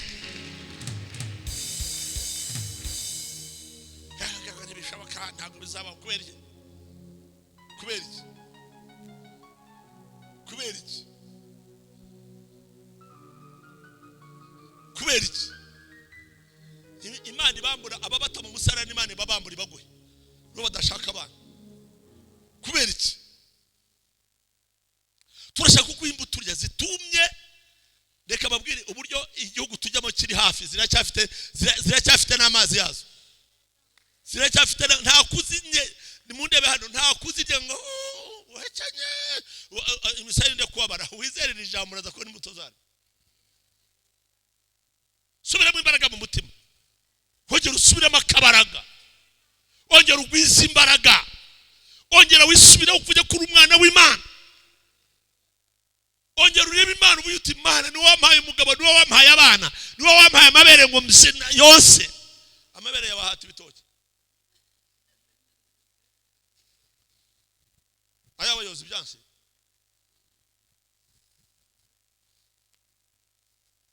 mwagiye murareka mugane w'abagabo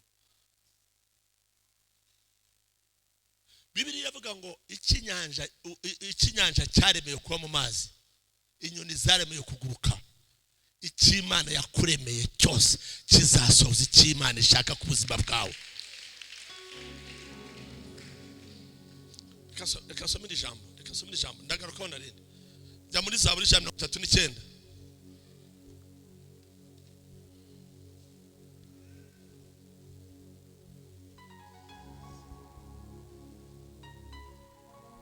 Zaburi 39 wahageze sha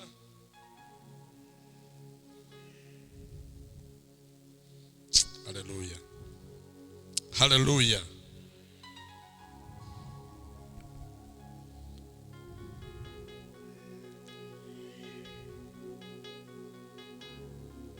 Shabna kutaturikera umurongo wa 14. Dusome mu izina rya 13. Uko ari wowe waremye ingingo zanjye. Yego. Waneranyirije mu nda ya mama. Wajya dutemukaje witwane ko? Kamariza. Waneranyirije mu umuntu ufite space gare ashiramo kongera waneranije nkuko umuntu ashira grisi mu cyuma ngo muri moteri gubiri bitagongana Imana yangije hagati y'amagufwa yawe iraguteranya amagufwa ntajya agongana waneranije kamari ngo wagidute waneranyirije mu nda ya mama ndagushimira yuko naremwe mu buryo buteye ubwoba bera Imana amashi mu izina rya Yesu sema haleluya ntabwo mu nyumba zamura amashi Imana amashi hejuru haleluya ndagushimira ko wandemye mu buryo bwiza buteye ubwoba komeza ndagushimira yuko naremwe uburyo buteye ubwoba butangaza buryo buteye ubwoba butangaje imirimo wakoze n'ibitangaza ibyo umutima wanjye ubizi neza igikankanga cyanjye ni wagihishwe kamari subiramo uwo murongo ntabwo ari igitangaza ni igikanga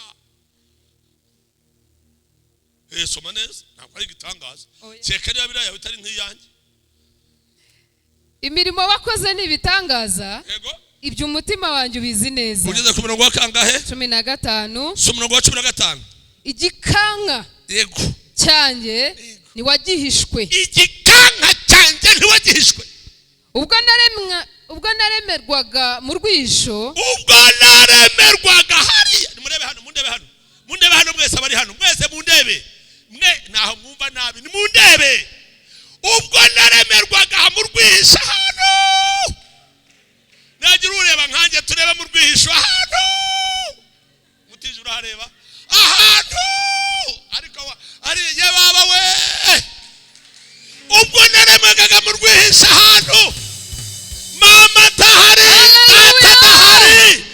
imiryango yacu yose idahari naremewe mu rwisho haleluya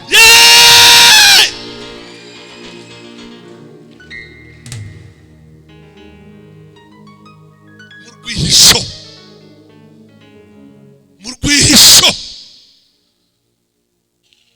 ndi uw'agaciro ndi ibanga ry'Imana ndi ubwenge bw'Imana indemere mu rwihisho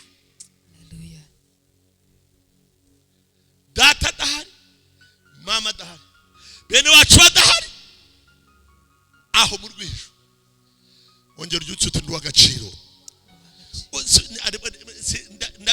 naho ndabikwisabiye ninjye bikwisabiye bikora kubwo bikoreye ku bwanjye vuga uti nduwa agaciro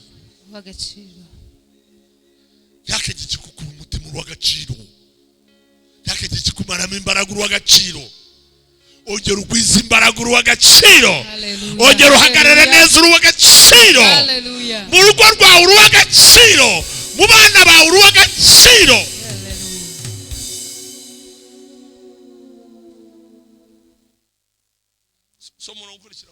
ubwo naremerwaga mu rwisho ubwo naremesherezwaga ubwenge mu byo hasi y'isi nyiri urusoro amaso yawe yarandebaga mu gitabo cyawe handitswemo iminsi yanjye yose mbabara uri umuhanga ndabizi mu gusoma ariko asoma nk'umuswa uriruka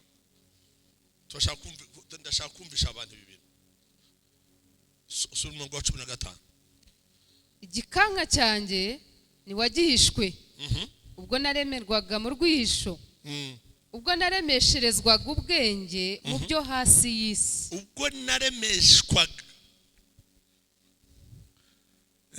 ubwo naremesherezwaga ubwenge mu byo hasi y'isi nyiri urusoro amaso yawe yarandebaga mu gitabo cyawe handitswemo iminsi yanjye yose yategetswe itarabaho n'umwe muranyumva ndagira ngo mundebe hano mabwire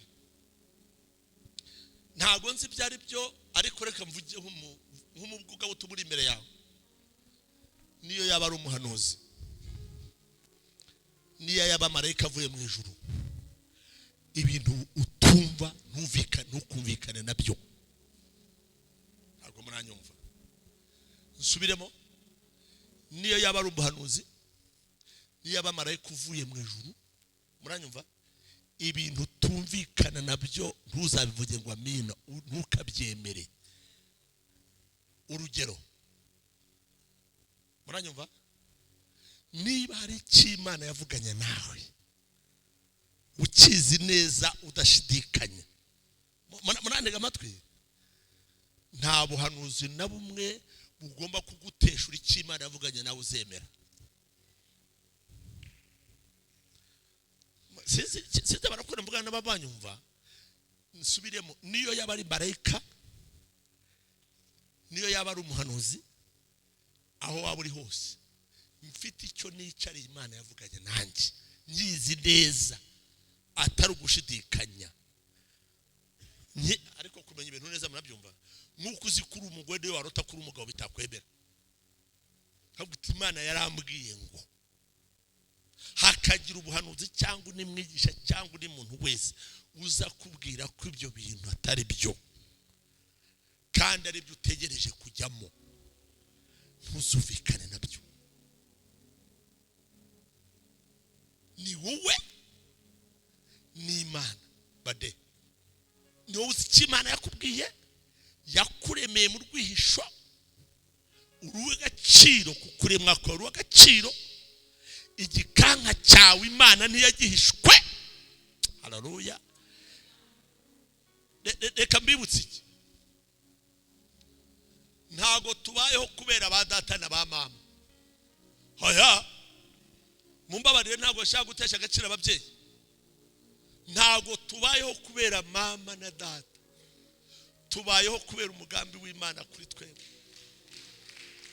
tubonye ababyeyi babuza abana reka ngwe niba ushaka kubaho neza ukarama here umugambi w'Imana agaciro ku buzima bwawe nizo nyungu Imana ifite kuri wowe muranyumva sore mukazi sore nizo nyungu Imana ifite kuri wowe nago mu nyumba inyungu Imana ifite kuri wowe nizo zizaguha iminsi y'uburame kuko izo Mana zifitemo inyungu reka mbibutse ko Imana ntabwo izava mu ijuru ngo ize mu isi ikore ni wowe izakoresha niba uri igiciro kuri yo n'ubu inyungu z'Imana zisozwa kuri yo uzarindwa kubera ko inyungu z'Imana ariho uzishyira mu bikorwa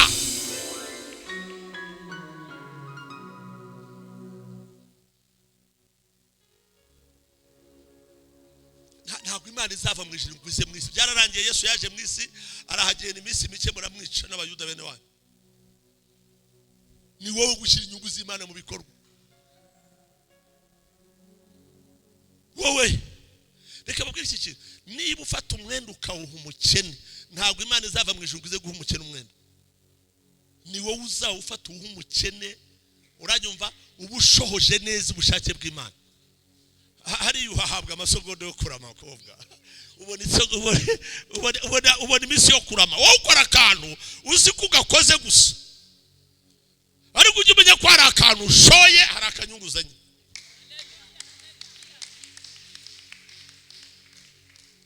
Umuntu akirirwa Rwanda ligitete, mvuza koroheje. Umva uko Yesu yavuze ko yaravuze ngo uzabaha agacuma kiki. Yesu yavuze ibyo umudaha hepfo ari mu muvumba. Nta rwigize avuga soda, ntiyavuze n'amata, umugezi. Halo, umugezi dore hepfo ari mu muvumba. Ibyo mutazagura nakabaha. Uzi impamvu yavugaga? Uze tugenda n'amazi. Muyadutekeye nk'abacuraguzi muyadu. Yagiye ngo Yesu yabivuze kugira ngo avuge icyo umuntu wese yibonamo ikitazamunanira. Reka ku murongo wa 10 na haleluya. Ndashaka umurongo wa 16 n'uwa 17 n'uwa 18 nkicara. Nyir'urusoro amaso yawe yarandebaga. Bura rero kamari izindi Bibiliya bazifite mujye mu gusoma, hari izo nzinza zisoma, izo ntazi ntazisomesha. Izindi biraza ngo ukira amazi. Twebwe tuvuga urusoro twadusa n'abavuga Unyarwanda usa navuga igifatika, ariko birazindi zaba ngo nkira amazi warandebaga. Mu mazi ni wapima ikintu, nkira amazi Mana warandebaga, nkira amazi warunzi. Nyir'urusoro amaso yawe yarandebaga. Yareze burese reba hano, yarazi hajya ninde, yarazi kuri Kamariza, izi ni ndesho yawe, izi ni kibere cyawe kinini cyangwa gitoya, muranega amatwi. Izi n'umugabo wawe n'ubukwe muzakora nuko muzabaho. Reka nkwibutse n'iminsi yawe yose iri mu gitabo iri mu gitabo cy'Imana iranditse. Waza guhanura akubwiye wabwo uti iminsi yanjye iri mu gitabo itaburwaho n'uyu. Ariko mumbabarire hagira umuntu utekereza twebwe duha Imana amashyi twabitekereje. Iminsi yawe iri mu gitabo hataravaho n'umwe. Ongera unyumve neza, buretse gusoma, hatarabaho n'umwe. Umva iminsi, munyumve neza mubitware neza, iminsi yawe utarabaho n'umwe. Icyo bisobanura ukira amazi, ntabwo wari wakabazwe cyangwa se ukiri urusoro, iminsi yawe ntiyabazwe. Sasa none umaze kuba umuntu, iminsi yawe ijya mu gitabo hatavuyeho n'umwe. Niki kikumara imbaraga mu mutima? Ndababaza musubize mu mutima wawe, niki kikumara mu imbaraga?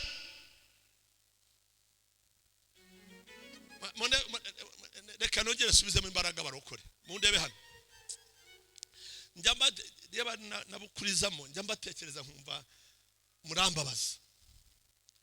Mama umbyara, murebe hano, na data babyaranye imbyaro 18 16. Ntibasenze, ntibasezeranye, ntibaririmbye indirimbo yo gushimisha, ntibatuye amaturo mu rusengero. Muranyumva? Nta nakantu cy'agakirisitu nakabwe, nta nubwo bubatse kanisa. Mama ejo bundi yapfuye afite imyaka 104. Cyo kurejyago ejo bundi muri bukuru tumaze nyawo nibwo yibutse no gutura amaturo ngiraho. Nta n'ikimasa yatanze nyango yatanze nk'amashiringi nk'igihumbi cyangwa amafaranga. Imana imurindira we na data babyara abana barakecura, mama asaza afite imyaka 100. Imana igeze kumbwira, ni ngiye uvuga, irambwira ngo uriya muntu urora uramurebe nti ko atansenga, nta ntura amaturo, ntaririmbe, nta karimo keza yigiza nkorera.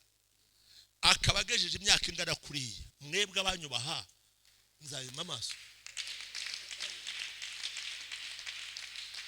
Ndagira ngo mbwire abantu bari imbere yanjye, mpinduke marayika ku buzima bwawe n'umuhanuzi ukomeye imbere yawe. Reka nkubwire ngo subiramo imbaraga, subiramo imbaraga. Reka mbwire umuntu wari wihebye, subiramo imbaraga, gwiza imbaraga mu mutima. Humura, abo bana uzabarera, ntabwo uzabata. Humura, iyaguhaye umugabo ikaguha urubyaro ukabyara utari mwese abari hano ababyaye, ababyeyi twashatse tuzi ko tuzagera umunsi tugasama inda cyangwa tugatera inda. Abenshi mwirindaga gusambana ngo umuntu atagira inda, ariko hari abantu bagiye bashaka baraheba kandi babibura atari uko batabishakaga. Bene data, hari n'abageze uwo munsi usanga toba bakanaka yabyara, reka dusubireho turebe, yarongoye kwa munani, reka turebe, cyangwa yatwaye, reka turebe. Turica yayisamye umunsi agerayo, maze tukagwiza tukamubarira, we wajya unza twaryamanye nawe tumushakaho ibicuma. Kambibutse ijambo wa mugani wa cya kiganiro cyo kwira, reka tugarukire Imana, dusubiremo imbaraga mu mutima. Iyaguhaye abana, iyaguhaye abakobwa ikaguha abahungu, iyaguhaye urubyaro utaruzi kuzarwubaka, iyaguhaye urubyaro utaruzi kuzabyara, iyo niyo Mana ihagararanye nawe. Reka mbibutse ikibene data, ntabwo Imana itangira umushinga. Reka nababwiye nkitangira ngo umushinga wa mbere Imana Yesu yatanze ni amaraso ye. Nicyo gishoro cya mbere Yesu yatanze. Ntabwo umugabo witwa Yesu yamenye amaraso ye ngo uyu munsi inyungu yavuye mu maraso ayitesha agaciro. Ndasubiramo ngo inyungu yavuye mu maraso yamenye ayitesha agaciro. Barokore mwizera amaraso ya Yesu. Ntabwo amaraso ya Yesu uyu munsi Yesu yatesha agaciro amaraso ye. Mwongere musubire mu imbaraga. So murongo wa 15. Igikanka cyanjye ni wagihishwe ubwo naremerwaga mu rwihisho, ubwo naremeshwaga ubwenge mu by'isi, mu byo hasi y'isi, nyir'urusoro amaso yawe yarandebaga.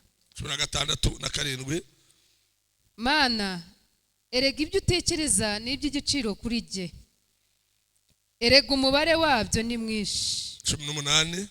Nabibara biruta umusenyi ubwinshi. Umba mukobwa wanjye, nabibara biruta umusenyi ubwinshi. Iyo nkangutse turacyari kumwe.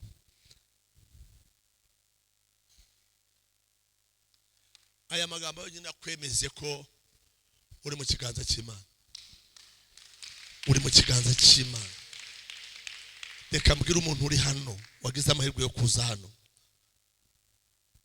ntihagire inzozi, ntihagire iyerekwa, ntihagire ubuhanuzi, ntihagire urugambo, ntihagire amajwi, ntihagire inanga, ntihagire indirimbo, ntihagire ibisakuza nivuga amajwi yoroshye cyangwa aremereye byongera guhagarika umutima wawe.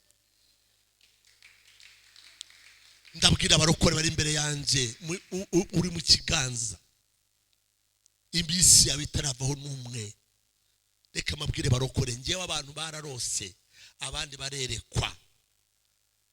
Ndavuga hari ibyanga ntababwiye, nakomeje gusenga Imana ivugana nanjye, irambwira ngo si indwara y'umwijima narindwaye, ni urupfu rw'iwacu batarenze imyaka 56, ngo imyaka wari ugezemo niyo Yesu yapfiriyemo, wa mwuka wo kwica waruje, ariko kushatse mu maso yanjye uretse nawe n'abandi bakiriho.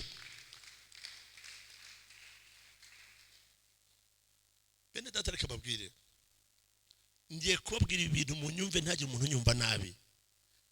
Uyu mwuka mubona uri hanze aha uturwanya, inshuro nyinshi ntago hagurukaho umwuka gusa ngo uza ari umwuka witwaza indwara kugira ngo wite ikintu ujijishiriza nurangiza uguhitane. narwanye n'umwuka ndasenga ngeze Imana yambwira ngo ntabwo ari n'umwuka w'iwacu. Data yapfuye afite imyaka 56, uburiza bwa data afite 56, ukurikiye hafi afite 54, undi akufa afite 53. Ndavuga nawe ugeze imyaka 60 ngiye kuko ndimo kurwanya umwuka wagurukurandwanya, ariko ndahaguruka nshaka Imana yo mu ijuru, nsubira imbaraga mu mutima wanjye ndasenga.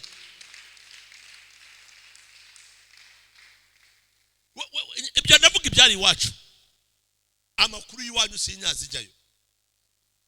Subira imbaraga mu mutima, reka nongere mbwira abarokore subira imbaraga mu mutima. Yesu Kristo uko yararejo, Imana igufite mu kiganza, Imana igufite mu maboko yayo. Reka babwire wishaka Imana nk'iri kure, Imana iri hafi yawe.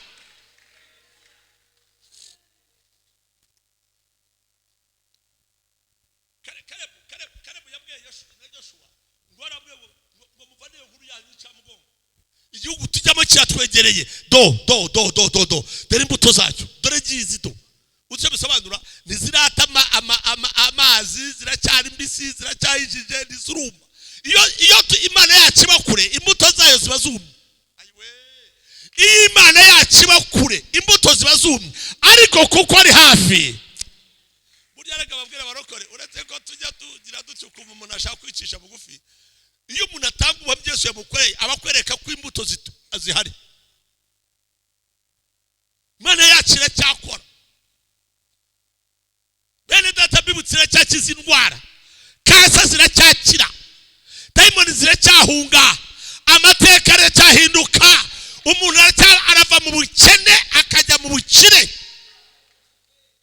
umuntu arava mu kubabara akajya mu kwishima, arava mu kutabyara akaba nyina w'abana. Barokora bene data, ngize imbuto z'igihugu tujyamo n'imirimo yazo. Haleluya. Iyo ndio habari tunayo leo. Aya niyo makuru dufite uyu munsi. Iyo niyo habari dufite. Niyo makuru dufite uyu munsi. Ngize imbuto zacyo. Ibisigaye ni amagambo. Mureke basakuze. Kare barabwa ati dore imbuto z'igihugu tujyamo. Do Imana yambabari ukabura aho gake. Dore imbuto z'igihugu tujyamo nawe. Ndakwinginze ibyo wajyaga gukora muri iki cyumweru bihagarike. Tuguhe imbuto z'igihugu cyo mu ijuru, zirye neza, uzirye uzijyane mu rugo rwawe. Abarwayi mukire, abafite imyaka ibaveho.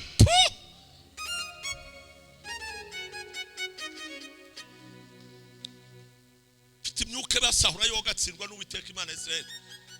Yuka rusahuzi gusahura ibyo ufite.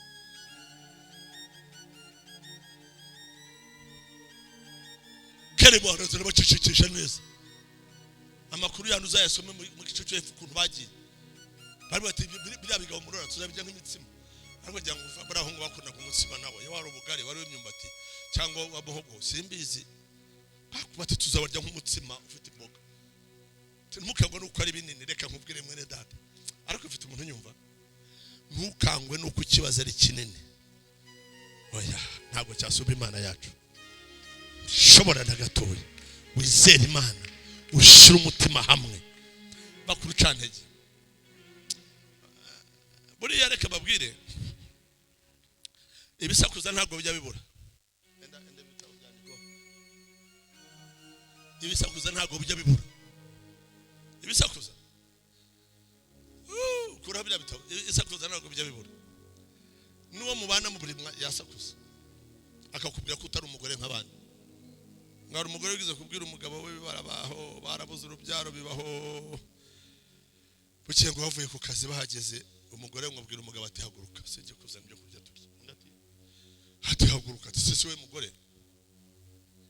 Undi ati umugore amubwira ati jamani niwe mugore kugeza ubu. Usi umugabo udatera inda ubwo se we mugore. Cyangwa kuzana ibyo kurya turye, imirimo yawe y'abagore yisubireho, nta mugabo bwawe ntabwo. Umugabo aritekereza icyagomba kuvuga ati wowe usura umugabo umugore no gutera inda subura umugabo. naho ubwo baragize byimwe byo kujya kwipimisha barajya ahantu biragerage ibintu biranga umugabo ararakara arahava ajya gushaka Imana ijambo umugore amubwiye gusa ararakara abajwe nuko umugabo mwise ngo niwe mugabo we n'umugore umugabo arahubwo ajya gushaka Imana aragenda ashaka Imana arayibona haraza barabyara cyangwa tubwira ati cyatumye mbyara nuko umugore yamenye ngo nige mugore Penina ajya kubyara yabitewe na mukeba ariko ubonye abantu barakara mugahera hasi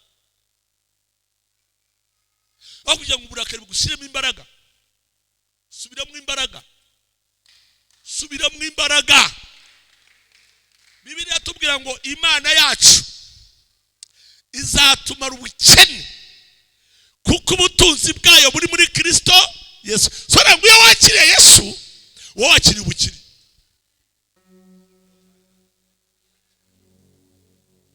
iyo wakiriye Yesu karibwire mutijima iyo yawo n'Abakolosayo 3:16 ngo Imana yacu izatumara ubukene bwacu bwose kuko ubutunzi bwayo buri muri Kristo Yesu konya katubwira ngo itimanye umwana wayo izamuduhana n'ibindi byose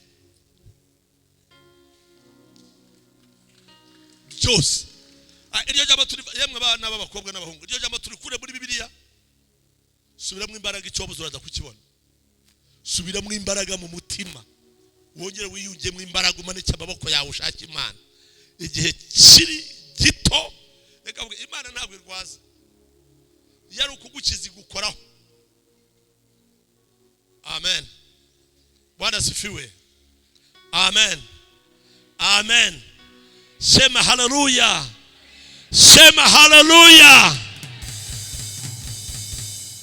shira Bibiliya ku ntebe wicaye wowe upfukamye shira Bibiliya ku ntebe upfukamye pfukama Bibiliya yishire ku ntebe cyangwa ishira imbere yawe mugire vuba ababishoboye ntabwo ari itegeko ariko nababishoboye ngaho zamura amaboko ihangane nidakika nkeya zamura amaboko upfukamye n'umunota umwe wihangane vuguti Imana yanje numvise ijambo ryawe wamenye nyiramazi subira muti wamenye nyiramazi igikanga cyanjye ntiwagihishwe wandemye mu buryo butangaje iminsi yanjye urayizi kandi iri mu gitabo cyawe itaburaho n'umwe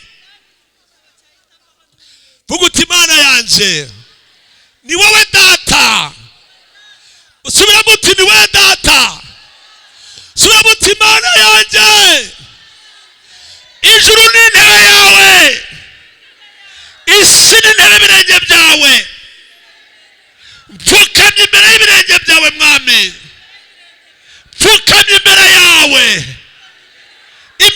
niho tsindiwe imbere yawe niho tsindiwe Mana yanjye ni wowe data ni wowe mama ni wowe muryango wanjye ni wowe mbaraga zanjye ni wowe buhungiro bwanjye ni wowe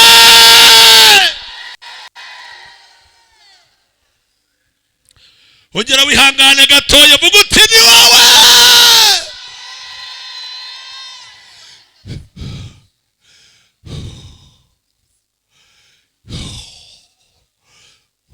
ongera uti ni wowe mwami subira muti ni wowe mwami uzabura muti ni wowe mwami ni wowe umpekeye abana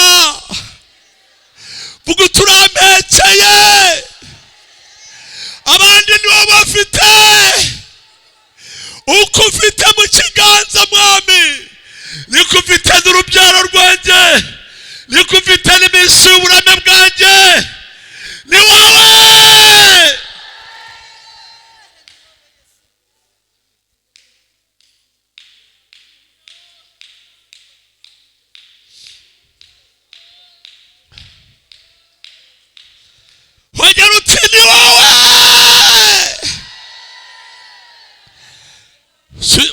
Mana yanjye mbabarira, nacitse intege kubera ibisakuza. Ongera usubize imbaraga mu mutima wanjye mwami. Ndashaka kucecekesha amajwi, ndashaka kucecekesha ibintu biri inyuma yanjye. Vuga uti Yesu.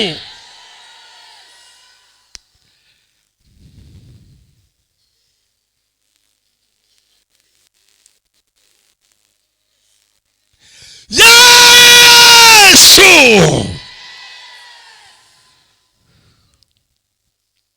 Nijye uguhamagaye mwami. Sura muti nijye uguhamagaye. Nzi kuri hano mwami. Ndabizi kuri hano. Izo nta wundi twayubakiye. Sura muti izo nta wundi twayubakiye. Subira muti izo nta wundi twayubakiye. Niwe twayubakiye mwami. Abarushe cyangwa baremerewe nibaza hano batura imitwaro bikoreye. Yesu.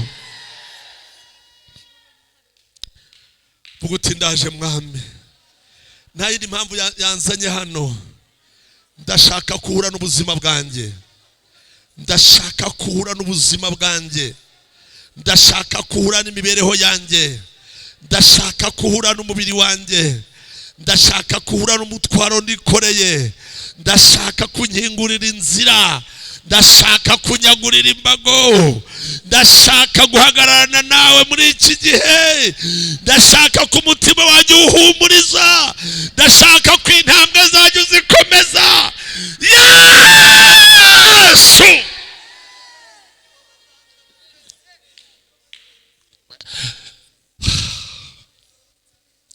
Haguruka uhagarare ku maguru yawe. Haguruka. Aho rupfukamye ari uhagarara. Shira ikiganza mu gituza cyawe. Cecekera imbere y'umwami.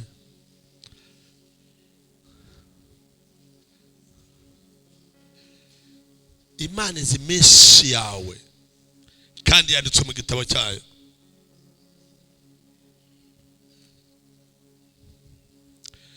Reka mpumurize umutima wawe. Zaba inzozi, byaba iyerekwa, byaba abahanuzi bahagaze imbere yawe, he kugira ikiguca intege. Igihe cyawe cyose kiri mu gitabo cy'Imana kitavuyeho n'umwe. Hagarara ushikame. Witerwa ubwoba n'ibisakuza. Hari imbuto zigiye kumanuka ku buzima bwawe. Hari imbuto ugiye guhura nazo. Hari uguhumurizwa kugiye kuza ku buzima bwawe. Hari intambwe zawe zigiye kwaguka. Hari ubuzima bwawe bugiye gusubira bushya. Hari intambara zigiye kuragira ku buzima bwawe. Hari amagambo asharira.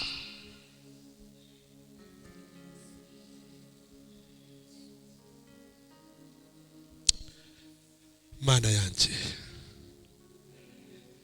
niwe namamaza. Niwe mbwira abanyamibabaro. Niwe mbwira abarushye. Niwe mbwira abaremerewe. Niwe mbwira abarira. Niwe mbwira abihebye. Niwe mbwira abafite intege nke. Niwe mbwira abanyambaraga.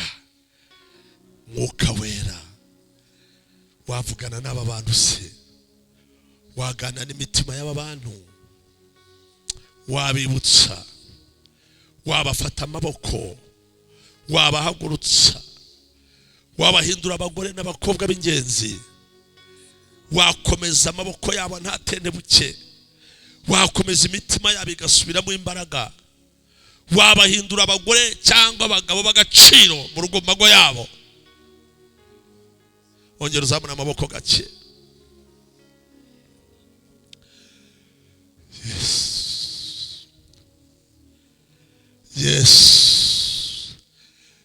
Yes. Mwana w'Imana uzuye ubuntu n'imbabazi. Hakuna Mungu kama wewe Baba ulio hai. Tembea. genda hagati y'aba bantu mwami, ni wowe w'agaciro hagati muri twe, ni wowe watugezeho utabasha kugera, ni wowe waduhindura abagore b'abanyambaraga, ni wowe waduhinduye abagabo b'abanyambaraga, ni wowe waduhindura ab'agaciro mwami.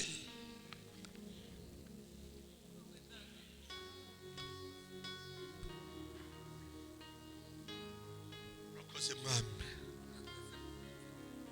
urakoze kuvuganya n'imitima yacu, urakoze kuvuganya n'abantu bawe, urakoze urakoze urakoze urakoze. amashyi ku mwami wacu, amashyi ku mwami wacu, amashyi wishimira ko Imana ivuganye nawe.